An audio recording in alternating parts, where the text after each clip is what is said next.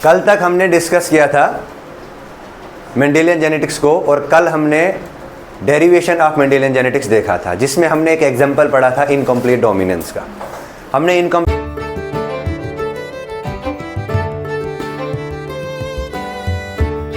Dominance में बताया था कि इनकम्प्लीट डोमिनेंस में फिनोटिपिक रेशियो और जीनोटिपिक रेशियो जो है वो चेंज होता है, वहाँ पे वो सेम नहीं रहता है, मेंडेलियन रेशियो से वो थोड़ा सा डाइवर्ट हो जाता है।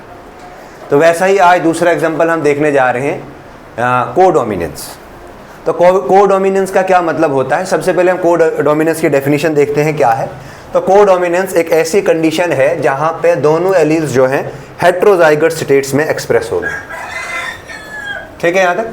अब यहाँ पे क्या है, यहाँ पे दोनों एलील्स जो हैं अपना विजिबल एक्सप्रेशंस देंगे, मतलब दोनों एलील्स मिलकर एक फिनोटाइप देंगे, और वो फिनोटाइप जो है वो विजिबल फिनोटाइप होगा।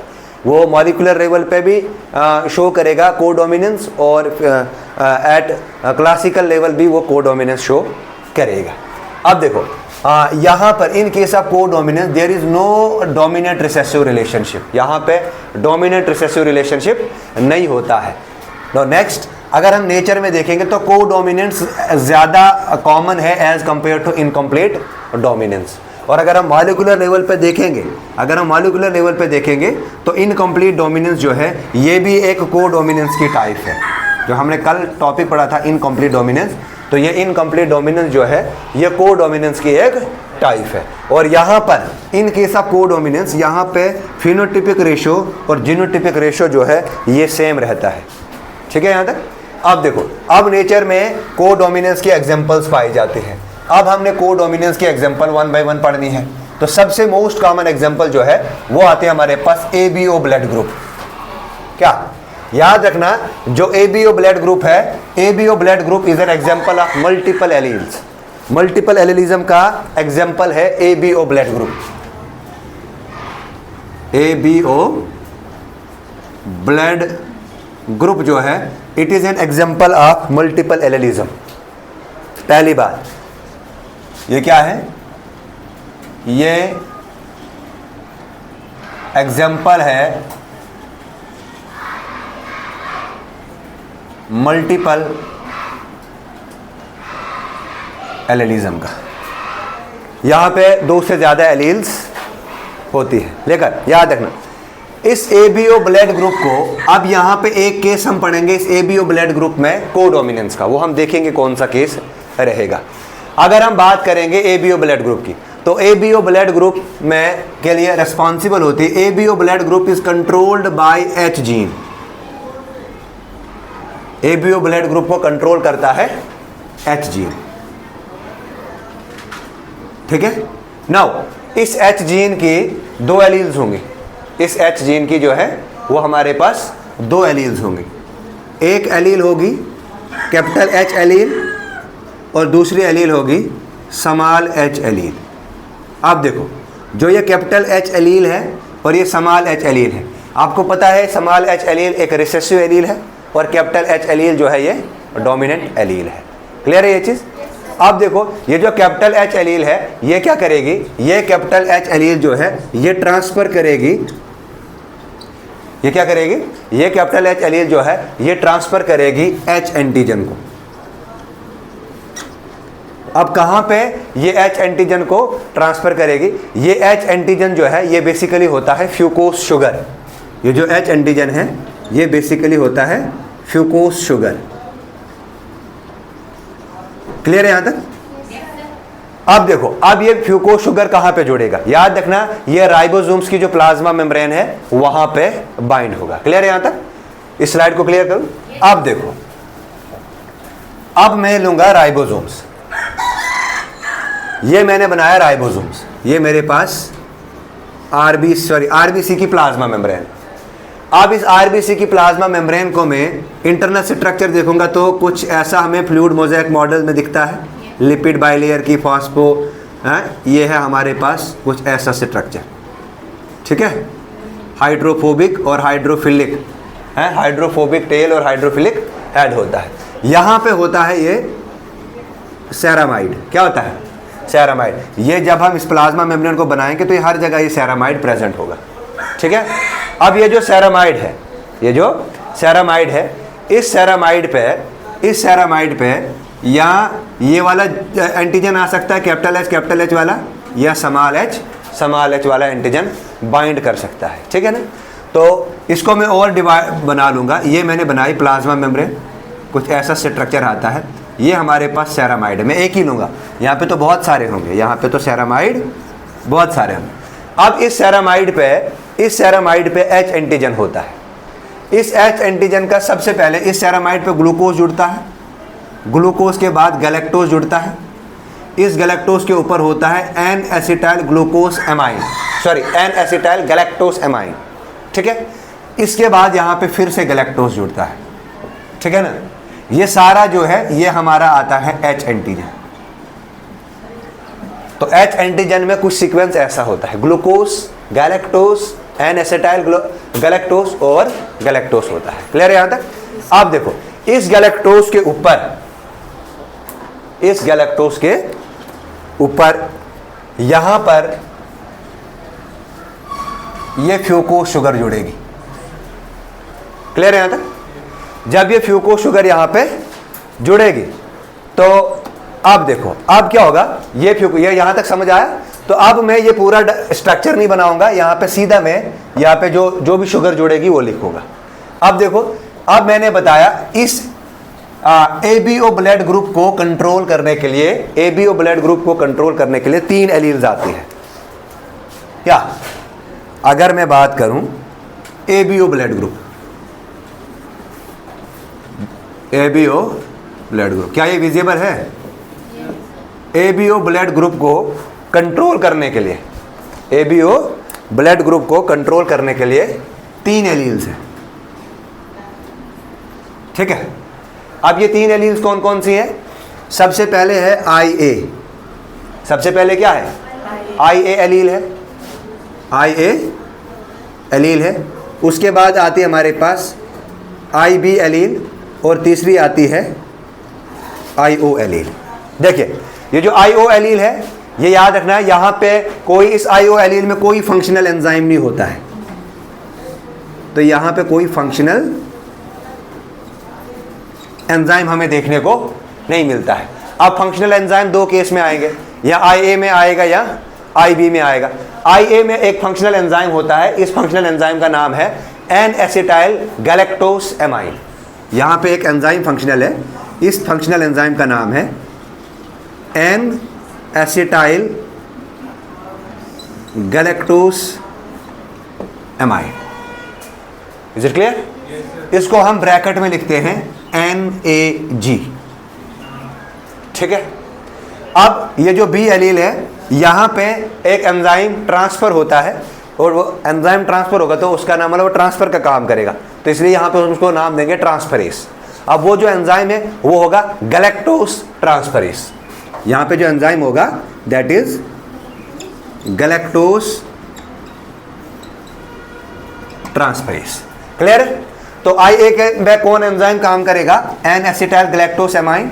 IB पे गैलेक्टोज ट्रांसफरेज, और IO जो है ये नॉन फंक्शनल एंजाइम रहेगा। आई बात समझ?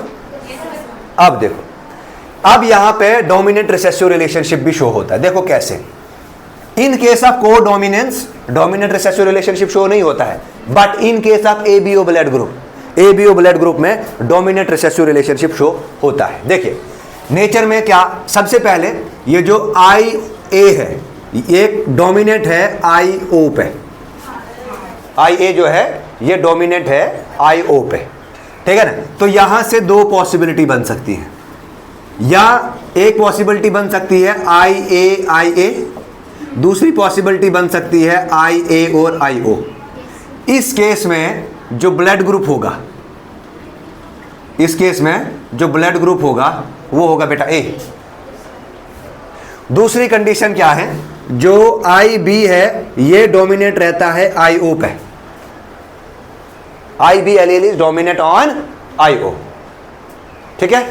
अब इसकी भी 2 पॉसिबिलिटीज आ जाएंगी, एक आएगी हमारे पास IB और आएगी हमारे पास IB-IO। तो this is also the case of, यहां पे जो ब्लड ग्रुप बनेगा, ये ब्लड ग्रुप बनेगा बी। अब जो तीसरा केस आता है जहां पे IA है और IB है, ठीक है, यहां पे एक ही कंडीशन आएगी, IA IB, और यहां पे ब्लड ग्रुप जो होगा, यहां पर जो ब्लड ग्रुप होगा वो AB आएगा। And this is the case of, ये वाला केस है, this is the case of को डोमिनेंस। यहां पर दोनों एलील अपना विजिबल एक्सप्रेशन दे रही है, दिखाई दे रहा है ना, यहां पे दोनों एलील अपना विजिबल एक्सप्रेशन दे रही है। यहां पे डोमिनेंट रिसेसिव रिलेशनशिप शो नहीं हो रहा। In case of blood group A there is dominant recessive relationship, in case of blood group B there is dominant recessive relationship. एक और आता है दैट इज IO। तो IO के केस में एक ही एलील बनेगा, IO है ना, और इस केस में जो ब्लड ग्रुप रहेगा वो रहेगा O, ठीक है ना। तो अगर हम बात करेंगे ABO ब्लड ग्रुप की, अगर हम बात करेंगे ABO ब्लड ग्रुप की, तो ABO ब्लड ग्रुप में एक मैंने पहले ही बताया आपको, ABO blood group is an example of multiple allelism, ठीक है ना। यहाँ पे तो 2 से ज्यादा एलील्स काम कर रही है ना, तो ये मल्टीपल एलिलिज्म आ गए। लेकिन ABO ब्लड ग्रुप में एक केस जो है जहां पे AB ब्लड ग्रुप आता है, ये AB ब्लड ग्रुप क्या है, this is the case of codominance. यहां पे दोनों एलील्स अपना विजिबल एक्सप्रेशन शो करती है। क्लियर है यहां तक? अब देखो, अब मैं बनाऊंगा RBCs, और RBCs पे मैं बताऊंगा कैसे जो है यहां पे बाइंड होगी एंजाइम। देखिए, अब मैंने, ये मेरे पास RBCs है, ठीक है ना। इस RBCs के ऊपर ये फ्यूकोस शुगर जुड़ेगी, ये मेरे पास क्या है, RBC है, रेड ब्लड सेल है। इस रेड ब्लड सेल की प्लाज्मा मेम्ब्रेन पे ऊपर फ्यूकोस शुगर, और फ्यूकोस शुगर बेसिकली है क्या, हमारे पास H एंटीजन है ना। अब ये H एंटीजन मैंने बताया क्या है, अगर इस H एंटीजन पे हमारे पास ये वाला आ गया IA या IAIO, ठीक है ना, तो ये मेरे पास RBCs है।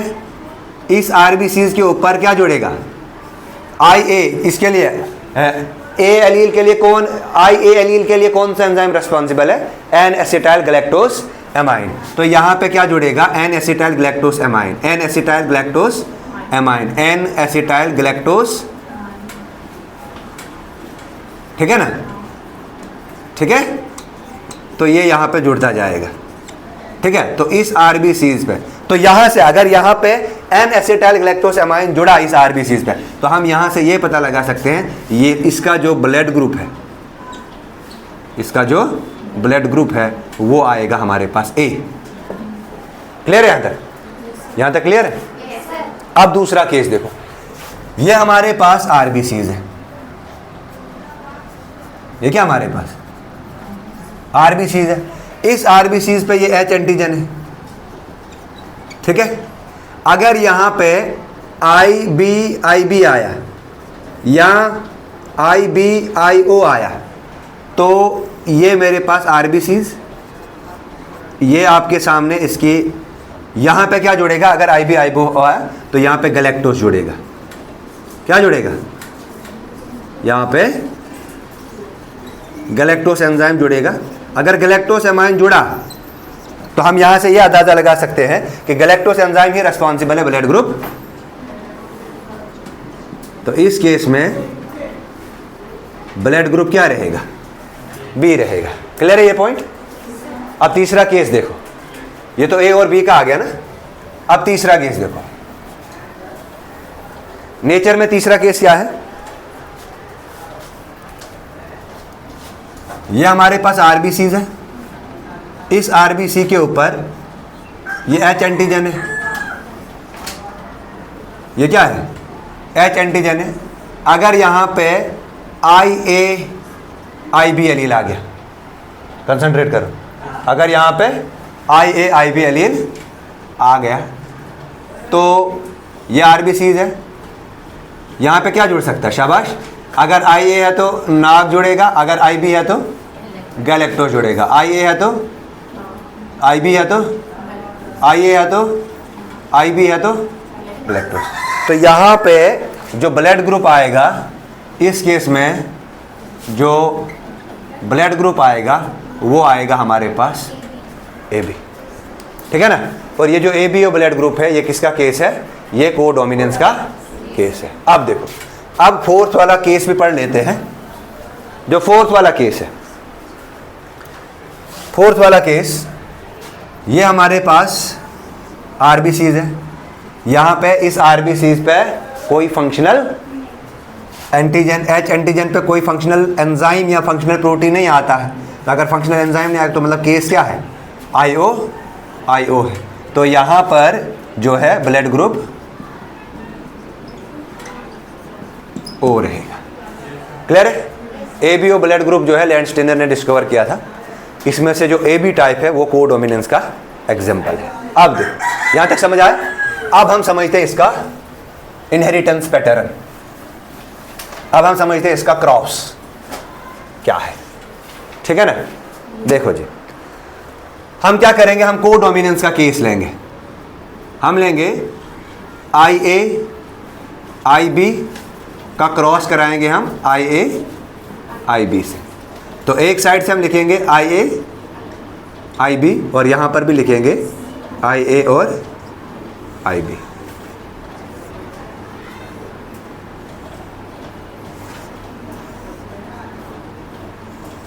देखो जी, यहाँ पर इस केस में ब्लड ग्रुप जो है वो IA रहेगा। इस केस में ब्लड ग्रुप जो है वो IB रहेगा। और यहाँ पर जो है IA IB रहेगा, यहाँ पर IA IB रहेगा। क्लियर है ये चीज़? तो ये चार पॉसिबिलिटीज़ आई हमारे पास। तो यहाँ से हम क्या लगा सकते हैं? यहाँ से हमने निकालना है, एक निकालेंगे हम जीनोटिपिक रेशो और निकालेंगे हम फिनोटिपिक रेशो। देखो, अगर हम यहाँ पे जीनोटिपिक रेशो निकालेंगे तो बताओ जी, IA कितने हैं? 1, हाँ ना। और IA कितने हैं? 2। और IB कितना है? 1। और फिनोटिपिकली बताओ जी, ब्लड ग्रुप A वाले कितने हैं? 1। इसका ब्लड ग्रुप जो है ना,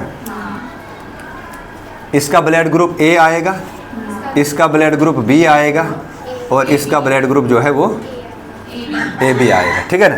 तो ये फिनोटिपिक रेशो 1:, यहाँ पे 2:1। तो यहाँ पे बताओ फिनोटिपिक रेशो और जीनोटिपिक रेशो सेम आते हैं, ठीक है ना। तो याद रखना, eight molecular level this IA/IB जो है, this is a case of codominance. यहाँ पे दोनों एलील जो है वो अपना एक्सप्रेशन जो है वो शो करती है। क्लियर है ये चीज़? ये थी एक एग्जांपल, ठीक है ना।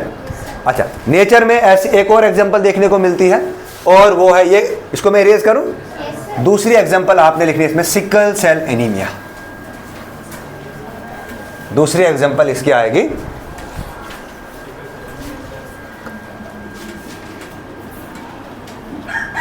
Sickle cell anaemia. अब देखो, ये जो सिकल सेल एनीमिया है, इस सिकल सेल एनीमिया का, ये सिकल सेल एनीमिया में क्या होता है कि जो हीमोग्लोबिन की जीन है, हीमोग्लोबिन की जीन है HB जीन, और कौन सी चेन? बीटा, दो अल्फा 2 बीटा होती है ना उसमें। तो जो बीटा चेन है हीमोग्लोबिन की, उसमें या तो इसमें 2 कंडीशन पाई जाएंगी, या तो HB जो है हीमोग्लोबिन नॉर्मल होगा, या हीमोग्लोबिन जो है वो सिकल सेल्ड होगा, ठीक है ना। अब देखो, अगर ये HB एक नॉर्मल है, एक सिकल सेल्ड है, ठीक है ना। तो अगर नॉर्मल हमारे पास HBN जो है नॉर्मल एलील अगर यहाँ पर है, अगर यहाँ पर नॉर्मल एलील है तो RBCs बिल्कुल शेप का बनेगा जो ऐसी उसकी शेप है। अगर ये सिकल सेल्ड है, अगर ये सिकल सेल्ड है तो ये बनेगी सिकल शेप। कैसी बनेगी ये बनेगी यहाँ पे सिकल शेप। सिकल शेप समझते हो ना आप? हार्वेस्टिंग की है ना, तो हार्वेस्टिंग के लिए जो आप इस्तेमाल करते हो इंस्ट्रूमेंट, कुछ वैसा जैसा सिकल शेप, ठीक है ना। अब देखो, अब यहाँ पे क्या होता है, अब ये जो इसमें जो एलील्स आएंगी वो 3 तरह की आ सकती हैं। यहाँ आएगा इसमें, यहाँ पे यहाँ आएगा इसमें HbN HbN। अगर दोनों एलील में हीमोग्लोबिन नॉर्मल है तो ऑफस्प्रिंग भी नॉर्मल आएगा। क्लियर? अगर एक एलील नॉर्मल है, एक एलील सिकल सेल्ड है, ये तो कैरियर आ गया ना, ये क्या है, ये सिकल सेल डिजीज को कैरी करेगा, है ना। तो ये क्या होगा, ये जो है ये फिनोटिपिकली तो क्या होगा, फिनोटिपिकली ये नॉर्मल है क्योंकि इसमें एक नॉर्मल एलील है ना। तो ये फिनोटिपिकली नॉर्मल होगा, लेकिन बट मॉलिक्यूलर लेवल पे this is the example of codominance. यहाँ ये कोडोमिनेंस। और ये जो HbS ये एक किस्म का कैरियर है। क्या है ये एक किस्म का कैरियर है। मैं आगे क्रॉस करके बताऊंगा कैरियर कैसे डिजीज काज करेगा। एक केस तीसरा आता है जिसको बोलते हैं HbS और HbS। तो ये तो आएगा सिकल सेल्ड एनीमिया, ठीक है ना। यहाँ पे क्या आ जाएगा, सिकल सेल्ड एनीमिया आ जाएगा। क्लियर है ये चीज। अगर हम इसका क्रॉस भी बनाएं तो क्रॉस भी बना सकते हैं हम, क्रॉस में भी देख सकते हैं हम। तो देखेंगे कैसे फिनोटिपिक रेशियो और जीनोटिपिक रेशियो चेंज होता है। हम क्या लेंगे, कोडोमिनेंस वाला केस लेंगे जहाँ पे HbN और HbS है। इसका क्रॉस में कराऊंगा, कंसंट्रेट करो बातें नहीं, HbN HbS। तो एक ऑफस्प्रिंग तो ये आएगा ना जिसका हीमोग्लोबिन नॉर्मल होंगे, दोनों एलील नॉर्मल है। तो यहाँ पर भी HbN HbS, ठीक है। यहाँ पर HbN HbS और यहाँ पे HbS और HbS। देखो अगर मैं इसकी बात करूँ, ये वाला इंडिविजुअल, ये तो हमारे पास रहेगा नॉर्मल, ठीक है। और ये वाला जो केस है, this is the case of, यहाँ पे क्या है, सिकल सेल्ड एनीमिया नहीं है। यहाँ पे क्या है, ये हमारा केस जो है ये कैरियर का आएगा। क्या आएगा, ये कैरियर का आएगा। ये फिनोटिपिकली सेम है लेकिन मॉलिक्यूलर लेवल पे ये एग्जांपल ऑफ कोडोमिनेंस आ गया। और ये जो है ये डिजीज्ड है। ये क्या आएगा, ये डिजीज्ड है। और कौन सा, बेसिकली सिकल सेल एनीमिया, ठीक है ना, सिकल सेल एनीमिया, ठीक है ना। क्लियर है ये चीज। अब देखो यहाँ पे अगर मैं जीनोटिपिक रेशियो निकालूं और फिनोटिपिक रेशियो निकालूं, नॉर्मल कितने हैं, एक कैरियर कितने हैं, दो डिजीज कितने को है, एक को। ये तो आ गया हमारा जीनोटिपिक रेशियो, ये तो हमारा फिनोटिपिक रेशियो आ गया ना। अगर हम जीनोटिपिक रेशियो निकालें तो जीनोटिपिक HbN कितना है, एक, HbN HbS कितने हैं, दो, और HbS कितना है, 1। तो यहाँ पर भी तो एग्जांपल आ गए ना सेम। यहाँ पे जीनोटिपिक रेशियो और फिनोटिपिक रेशियो सेम रह रहा है। तो ये थी डेरिवेशन ऑफ मेंडेलियन जेनेटिक्स, जहाँ पे फिनोटिपिक रेशियो और जीनोटिपिक रेशियो जो है वो सेम रहता है, ठीक है। तो नेचर में incomplete dominance is a type of codominance, और कोडोमिनेंस नेचर में बहुत ज़्यादा देखने को मिलती है।